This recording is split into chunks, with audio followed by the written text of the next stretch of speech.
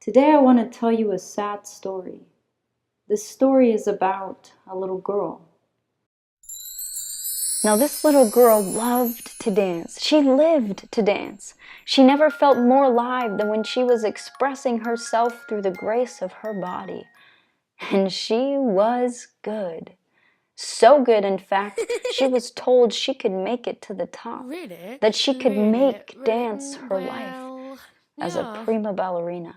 Stop, she said. You don't really know that. I can't really be that great. No way.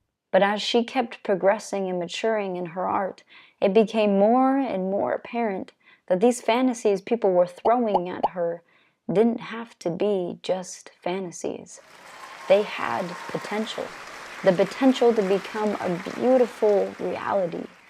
So as time passed, as time does, and as she worked her hardest to achieve her dreams, she began to define herself by her ability to dance. And slowly, ever so slowly, all other sources of her identity subtly strayed to the background, as dance literally became the better half of who she was, and frankly, what gave her her value.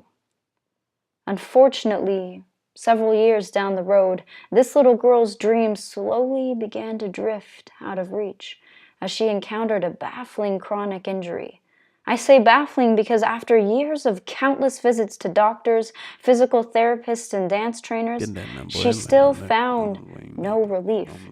No one seemed to be able to cure or even understand this unexpected quandary, and this little girl began to feel disheartened. As her hopes and dreams began to disappear, so did her identity.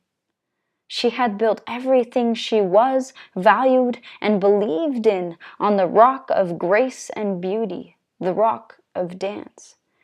And as she watched it all slip away from her, so did she.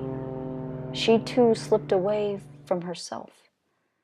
And this little girl found herself trapped in the quicksand of depression.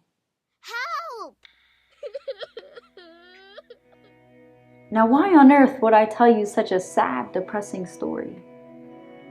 Well, it just so happens that that little girl was me. Now, there was nothing wrong with me loving dance.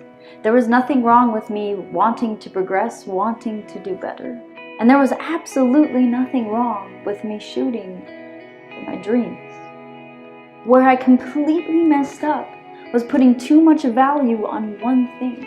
And even worse, placing my very identity on something inconsistent and provisional.